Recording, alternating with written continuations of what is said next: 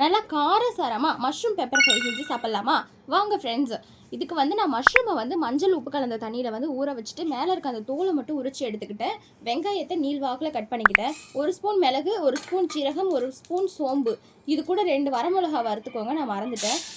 எண்ணெய் ஊற்றிட்டு whole spices எல்லாத்தையும் நம்ம சேர்த்துட்டு நீளமாக நறுக்கின வெங்காயத்தையும் அது கூட நம்ம போட்டு நல்லா பொன்னிறமாக ஆகிற வரைக்கும் வதக்கிக்கலாம். வெங்காயம் கூட கொஞ்சம் உப்பு போடுங்களா, சட்டுன்னு வதங்கிடும். 10 பல்லு பூண்டு, 2 துண்டு இஞ்சி நல்லா இடித்து இல்லைனா மிக்சியில் அரைச்சி நம்ம வந்து இதில் சேர்த்துக்கலாம். டேஸ்ட்டு சூப்பராக இருக்கும். நல்லா பச்சை வாசனை போட்டோம். அதுக்குள்ளே மஷ்ரூமை வந்து நம்ம இந்த மாதிரி ஒரு 2 சீவினோம்னா எல்லா மஷ்ரூமும் சூப்பராக இருக்கும். ரொம்ப பொடியாக நறுக்குனா அந்தளவுக்கு டேஸ்ட்டாக இருக்காது. நம்ம இந்த மசாலாவை இந்த கேப்பில் நல்லா வறுத்துக்குவோம்.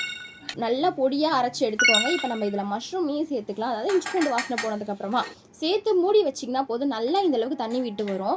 இதுக்கப்புறமா நம்ம அரைச்சி வச்சிருக்க அந்த பொடியை இது கூட சேர்த்து நல்லா 5 நிமிஷம் கிளறி எடுத்திங்கன்னா நம்ம மஷ்ரூம் பெப்பர் ஃப்ரை சூப்பராக ரெடி ஆகிடும் ஃப்ரெண்ட்ஸ். சாப்பிட்டு எப்படி இருக்குது சொல்லுங்கள்.